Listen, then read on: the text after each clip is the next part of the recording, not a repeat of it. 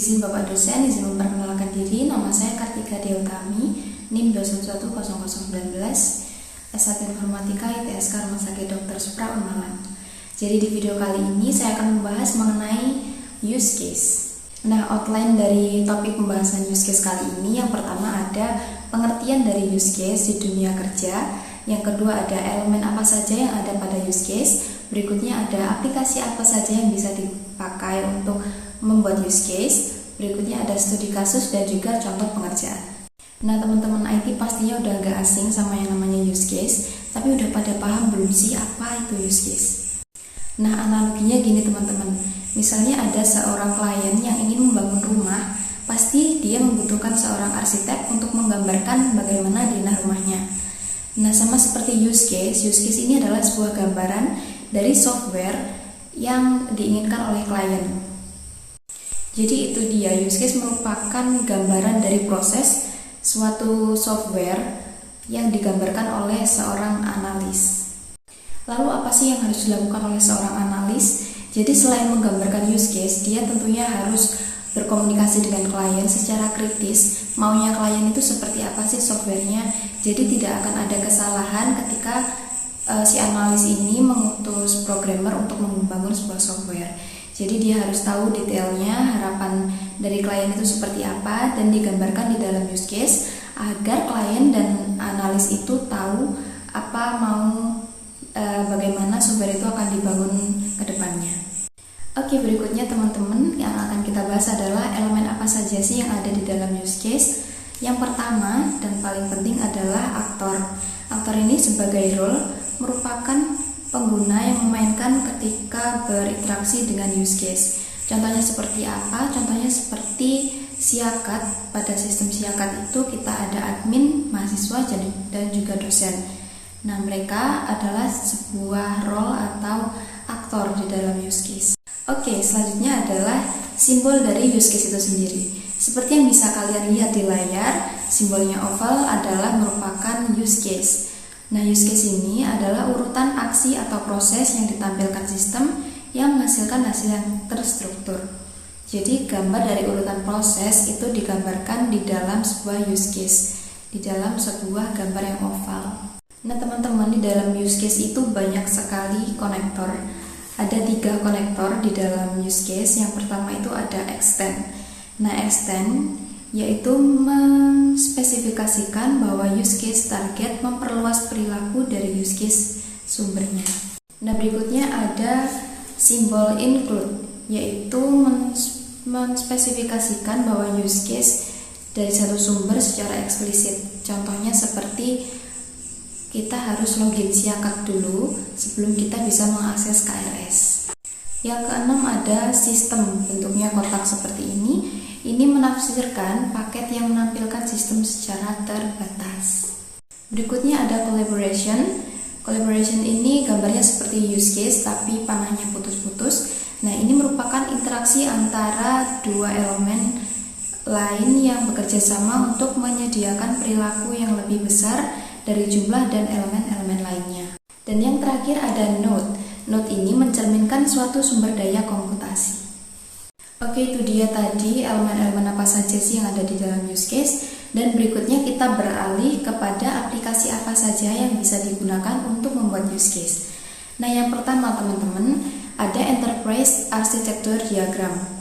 Ini orang-orang banyak memakai karena di dalamnya kita selain bisa membuat use case, kita juga bisa membuat activity diagram, bisa buat sequence diagram, dan bisa banyak melakukan aktivitas di dalam enterprise architecture diagram.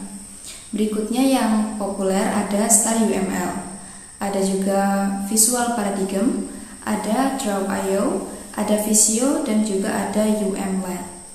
Nah, setelah pembahasan singkat itu tadi, kita bisa menyimpulkan bahwa dalam menggambarkan use case kita tidak bisa sembarang memilih simbol-simbol ya teman-teman, biar tidak ada kesalahpahaman antara analis dan juga klien. Karena gambar itu sangat menentukan berhasil atau tidaknya software yang akan digunakan.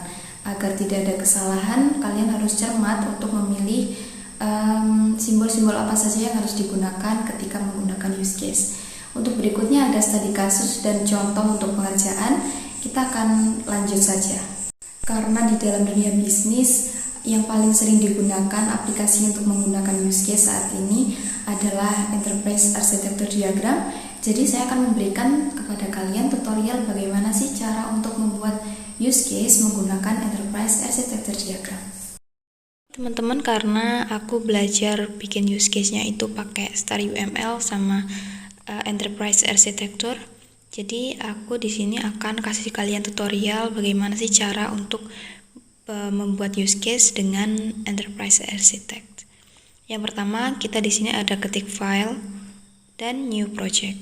Setelah itu kalian akan diarahkan untuk menyimpan nama folder atau file yang akan kalian buat judul. Di sini akan saya contohkan sebagai use case belajar. Kita klik save. Nah, setelah itu akan muncul model wizard. Karena kita mau buat use case, jadi kita klik yang use case. Ada di UML 2. Lalu kita klik OK. Sistem akan memproses. Teman-teman, setelah itu di project browser, di sini ada menu new diagram, kita klik. Nah, berikutnya di sini ada banyak sekali pilihan. Ada flowchart, ada banyak sekali.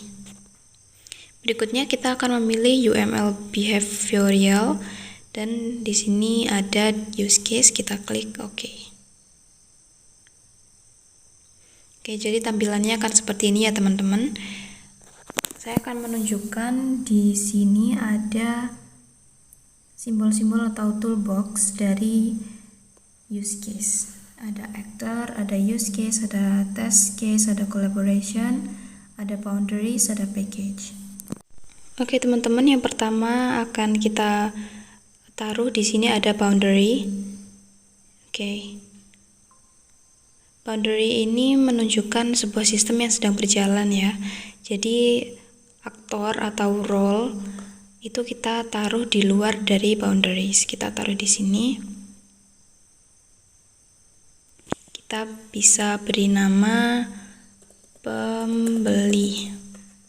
Semisal pembeli. Oke. Lalu kita berikan lagi di sini.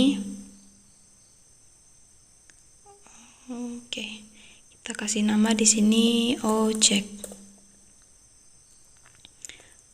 Karena pembeli kurang cocok, kurang tepat, jadi kita edit namanya jadi pelanggan. Jadi untuk mengedit kita cukup klik 2 kali di bagian aktornya ya teman-teman. Oke, sekiranya ukurannya terlalu besar atau terlalu kecil juga bisa di minimize seperti ini. Lalu berikutnya kita akan memberikan use case di dalam sini. Nah, kita bisa memberikan tulisan proses yang ada di dalam use case itu. Misalnya pembeli pelanggan memesan ojek. Klik OK. Nah, jadi seperti ini. Kita bisa kecilkan. Jadi kita akan menyelesaikan sebuah proses dari software. Saya lupa menambahkan, harusnya di sini tadi ada use case mendaftarkan diri. Jadi yang bisa mendaftarkan diri itu di sini adalah aktor, pelanggan dan juga ojek dari pihak ojeknya. Berikutnya saya akan berikan use case di sini cancel pesanan. Cancel pesanan atau membatalkan pesanan. Oke. Nah, di sini kita akan memberikan konektor. Jadi kalian mencari konektor ada di sebelah toolbox di bagian use case relationship.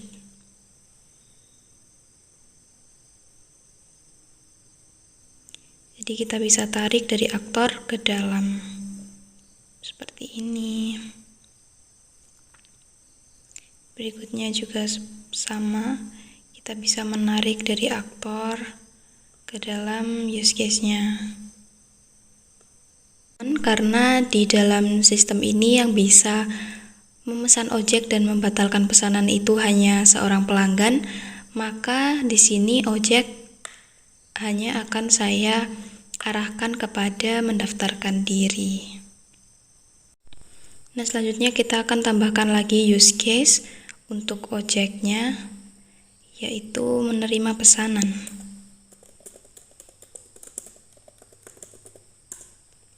Menerima pesanan, lalu di bawahnya kita akan memberikan cetak bukti pembayaran.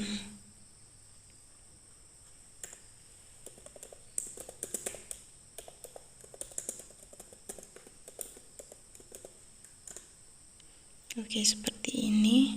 Kita tinggal rapikan, dan selanjutnya kita akan mengkoneksikan dari aktor atau role ini ke dalam use case.